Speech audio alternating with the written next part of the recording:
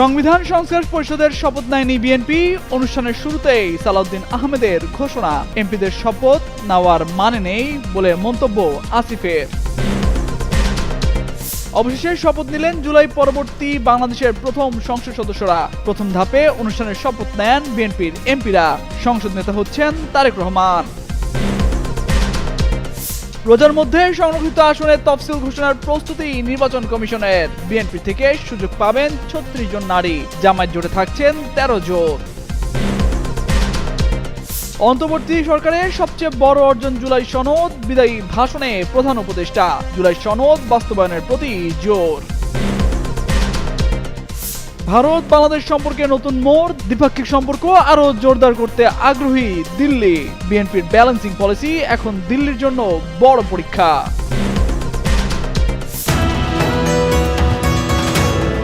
অবশেষে জাতীয় সংসদ ভবনে শপথ নিয়েছেন জুলাই পরবর্তী সংসদের নতুন সদস্যরা। সকালে এমপিদের শপথ পাঠ করান প্রধান নির্বাচন কমিশনার এএমএম নাসিরউদ্দিন। সকাল থেকেই সংসদ ভবনের গেট দিয়ে নবনির্বাচিত এমপিদের গাড়ি প্রবেশ করতে শুরু করে। এদিন সংসদ ভবনের শপথ কক্ষে প্রধান নির্বাচন কমিশনের কাছে ৩ ধাপে, প্রতি ধাপে ১০০ জন করে নবনির্বাচিত সংসদ সদস্য শপথ নেন। এরপর দুপুরে বিএনপির সংসদীয় দলের বৈঠকে আনুষ্ঠানিকভাবে তারেক রহমানকে সংসদ নেতা নির্বাচিত করা হবে। বিকেল ৪টায় দক্ষিণ প্লাজায় আয়োজিত বিশেষ অনুষ্ঠানে রাষ্ট্রপতি মোহাম্মদ শাহাবুদ্দিনের কাছে প্রধানমন্ত্রী হিসেবে শপথ নেবেন তারেক রহমান ও নতুন মন্ত্রিসভার সদস্যরা। সন্ধ্যায় মন্ত্রিপরিষদ বিভাগ থেকে নতুন মন্ত্রীদের দপ্তর বন্টন করে প্রজ্ঞাপন জারি করা হবে। এদিকে শপথ অনুষ্ঠানকে ঘিরে সংসদ ভবন ও আশেপাশে নেওয়া হয়েছে নিশ্চিত নিরাপত্তা ব্যবস্থা। ঢাকা মেট্রোপলিটন পুলিশ জানিয়েছে, খেজুরবাগান ক্রসিং থেকে মানিক মিয়া অ্যাভিনিউ এবং গণভবন ক্রসিং থেকে উড়োজাহাজ ক্রসিং পর্যন্ত লেক রোডে যান চলাচল সীমিত থাকবে। বিকল্প সড়ক ব্যবহারের পরামর্শ দিয়েছে পুলিশ। ১২ ফেব্রুয়ারি নির্বাচনে তারেক রহমানের নেতৃত্বে বিএনপি জোট ২১২ আসনে জয় পেয়ে নিরঙ্কুশ সংখ্যাগরিষ্ঠতা অর্জন করেছে। বাংলাদেশের ইতিহাসে এটি বিএনপির ষষ্ঠবারের মতো রাষ্ট্রীয় ক্ষমতায় প্রত্যাবর্তন। অন্যদিকে ৬৮টি আসন নিয়ে সংসদের প্রধান বিরোধী দল হচ্ছে বাংলাদেশ জামায়াত ইসলামী। দলটির সংসদীয় নেতা হিসেবে নির্বাচিত হতে যাচ্ছেন ডাক্তার শফিকুর রহমান।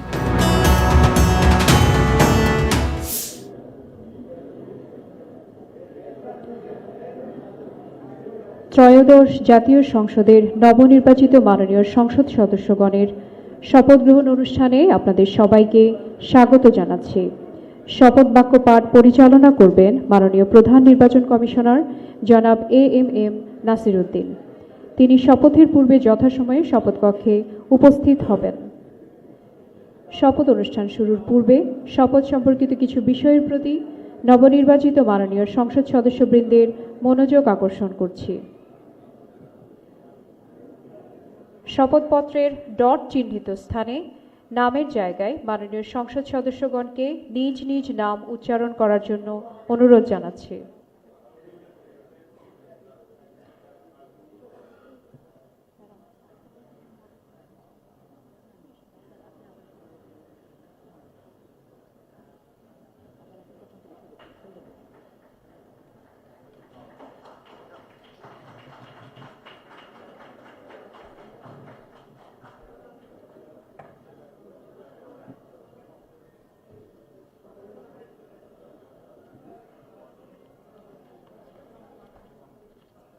হোল্ডার একটা দাও, জানি যে আমার একটা হোল্ডার দাও তো।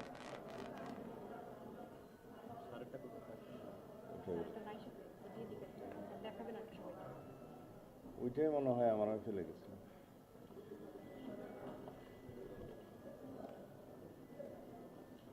একটা হইলি।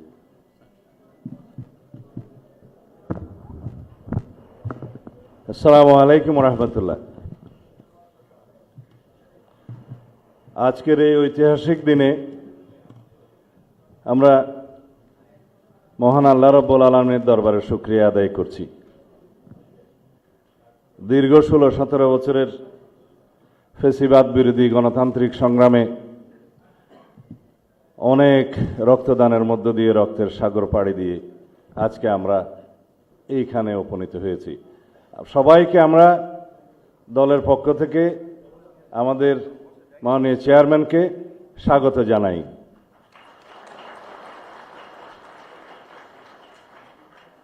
এই শপথ গ্রহণ অনুষ্ঠানে একটু পরে প্রধান নির্বাচন কমিশনার আসবেন জাতীয় সংসদের সদস্য হিসাবে আপনাদের শপথ পাঠ পরিচালনা করবেন সংবিধান অনুযায়ী 148 আর্টিকেল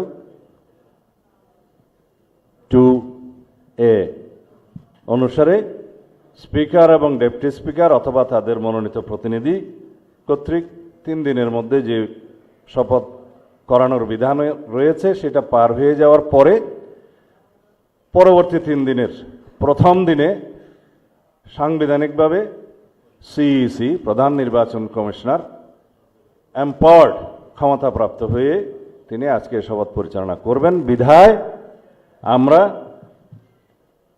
সদস্যদের শপথ পত্র বা ঘোষণাপত্র এই সাদাটাতে আমরা দস্তখত করব শপথ নেয়ার পরে। এখানে আপনাদেরকে বলা হয়েছে আমি ... জায়গায় নিজের নাম লিখবেন এবং এখানে সংসদ সদস্যদের আসন জাতীয় নাম্বার এবং জেলার নাম্বার। সাপোজ আমার নাম্বার হচ্ছে 294 কক্সবাজার 1, সেটা লিখতে হবে। এখানে নিচে আছে নির্বাচনী এলাকার নম্বর স্বাক্ষর এই জায়গায়। এর বাইরে আরেকটি এই স্কাই, এটা সবুজ না নীল কালার যে ফর্মটা আছে এটা সংবিধান সংস্কার পরিষদ সদস্যদের শপথ ফর্ম। আমরা কেউ সংবিধান সংস্কার পরিষদের সদস্য হিসেবে নির্বাচিত হইনি এবং সংবিধানে এটা এখনো ধারণ করা হয়নি। গণভোটের রায় অনুযায়ী সংবিধান সংস্কার পরিষদ গঠিত হলে সেটা সংবিধানে আগে ধারণ করতে হবে এবং সংবিধান সংস্কার পরিষদের সদস্যকে কে শপথ নেয়াবেন সেটা বিধান করতে হবে এবং কোন এরকম ফর্ম এটা সংবিধানে নেই। এই ফর্মটি 3য় তফসিলে আছে সাদাটা, এইরকম তখন একটা ফর্ম সংবিধানের 3য় তফসিলে আসবে। সেগুলো সাংবিধানিকভাবে জাতীয় সংসদে গৃহীত হওয়ার পরে তখন জাতীয় সংবিধান সংস্কার পরিষদের সদস্যদের শপথ নেয়ার বিধান করা যাবে। বিধায় আমরা এখন সাংবিধানিকভাবে এই পর্যন্ত আমরা এসেছি, আমরা সংবিধান মেনে এই পর্যন্ত চলছি এবং আশা করি সামনের দিনেও চলব। আমি মাননীয় চেয়ারম্যানের নির্দেশে ওনার উপস্থিতিতে আপনাদেরকে এই আমাদের দলীয় সিদ্ধান্তটা জানালাম। ধন্যবাদ সবাইকে। জাতীয় সংসদের সংরক্ষিত মহিলা আসনে নির্বাচনের প্রস্তুতি নিতে শুরু করেছে নির্বাচন কমিশন। মঙ্গলবার ত্রয়োদশ জাতীয় সংসদ নির্বাচনে জয়ী সংসদ সদস্য ও মন্ত্রিসভার শপথ গ্রহণের পর সংসদের সংরক্ষিত মহিলা আসনের ভোটের প্রক্রিয়া শুরু হবে। এই নির্বাচনের আয়োজন নিয়ে এরই মধ্যে বৈঠক করেছেন সংশ্লিষ্ট কর্মকর্তারা।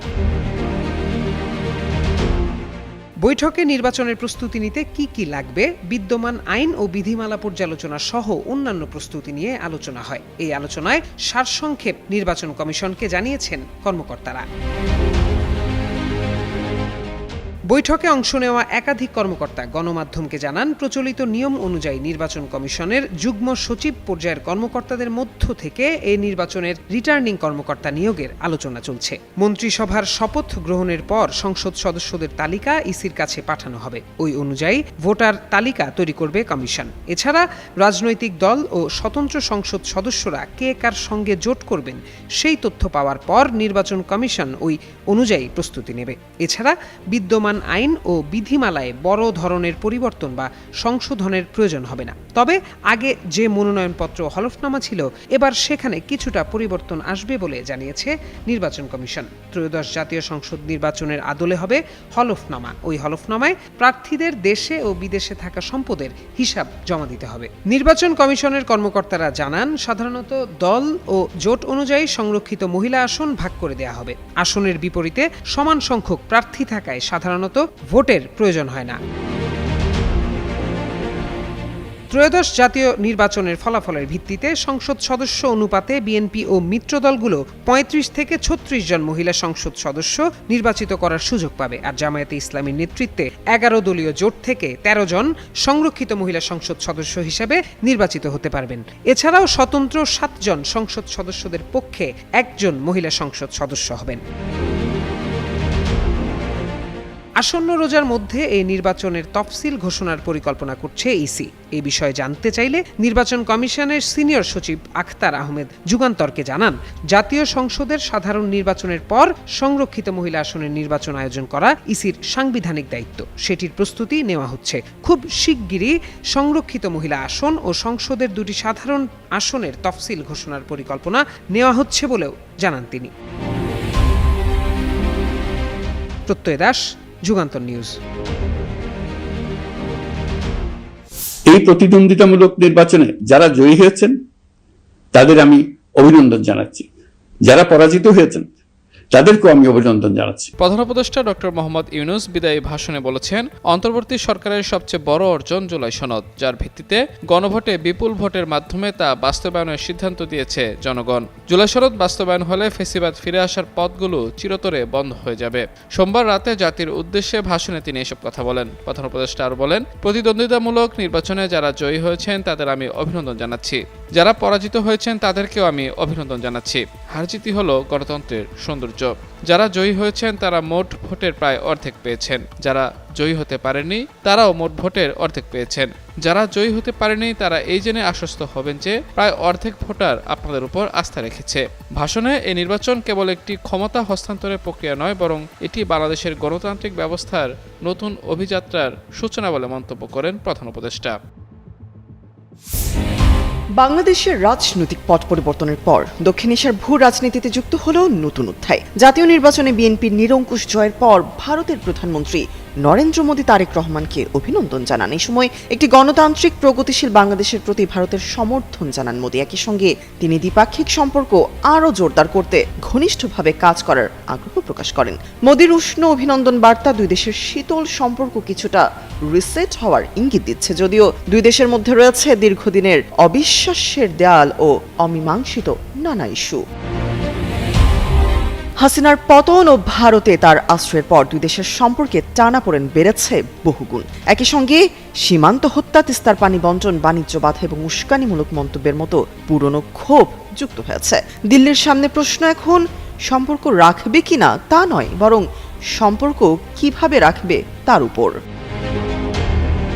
এদিকে দীর্ঘ ১.৫ দশক পর দেশের ক্ষমতার ভারসাম্যে পরিবর্তন আসা দিল্লির সামনে এখন বড় চ্যালেঞ্জ হয়ে দাঁড়িয়েছে। ২০০১ সালে বিএনপি জামায়াত জোট সরকারের সময় ভারতের নিরাপত্তা নিয়ে চরম উদ্বেগ তৈরি হয়েছিল। পরবর্তীতে ২০১৪ সালে খালেদা জিয়ার ভারত সফরের সময় প্রণব মুখার্জির সঙ্গে নির্ধারিত বৈঠক বাতিল হওয়াকে দিল্লি কূটনৈতিক অবজ্ঞা হিসেবে দেখেছিল। ফলে গত ১ দশকে দিল্লি এককভাবে শেখ হাসিনার সরকারের উপর কৌশলগত বিনিয়োগ করে। সময় বদলেছে, বদলাচ্ছে রাজনীতির নীতি। বিএনপি নেতৃত্ব দিল্লি নয়, পিন্ডি নয়, সবার আগে বাংলাদেশ বলে এক ধরনের ভারসাম্য নীতির ইঙ্গিত দিচ্ছে। একই সময়ে ঢাকা করাচি সরাসরি ফ্লাইট চালু এবং পাকিস্তানের সাথে বাণিজ্য ও সামরিক সহযোগিতার নতুন সম্ভাবনা দিল্লির জন্য সংবেদনশীল হয়ে দাঁড়িয়েছে। বিএনপির ব্যালেন্সিং পলিসি বা ভারসাম্য নীতি এখন দিল্লির জন্য বড় পরীক্ষা। দিল্লির institute for defence studies and অ্যানালাইসিসের স্মৃতি পট্টনায়ক ওপি জিন্দাল গ্লোবাল ইউনিভার্সিটির আন্তর্জাতিক বিষয়ক অধ্যাপক শ্রী রাধা দত্ত ও রাজনৈতিক বিশ্লেষকদের মতে সম্পর্ক পুনর্গঠনের পথে কিছু বিষয় গুরুত্বপূর্ণ।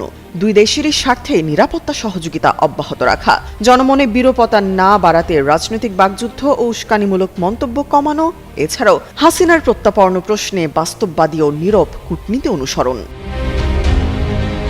বিশ্লেষকদের মতে ভারত যদি বড় প্রতিবেশী হিসেবে আত্মবিশ্বাসী ও সংযত কূটনৈতিক উদ্যোগ নেয় আর বিএনপি সরকার যদি ভারসাম্যপূর্ণ পররাষ্ট্রনীতি বজায় রাখে, তবে একটি রিসেট সম্ভব। না হলে সম্পর্ক হয়তো পুরোপুরি ভাঙবে না, কিন্তু নিয়ন্ত্রিত প্রতিদ্বন্দ্বিতার পর্যায়ে আটকে থাকবে। শেষ পর্যন্ত ভৌগোলিক বাস্তবতা ও অর্থনৈতিক স্বার্থই দুই দেশকে আবার টেবিলে বসতে বাধ্য করবে। তবে প্রশ্ন শুধু কে আগে এগিয়ে আসবে এবং কতটা আন্তরিকভাবে। তামান্না তাবাসসুম শ্রেয়া, যুগান্তর নিউজ।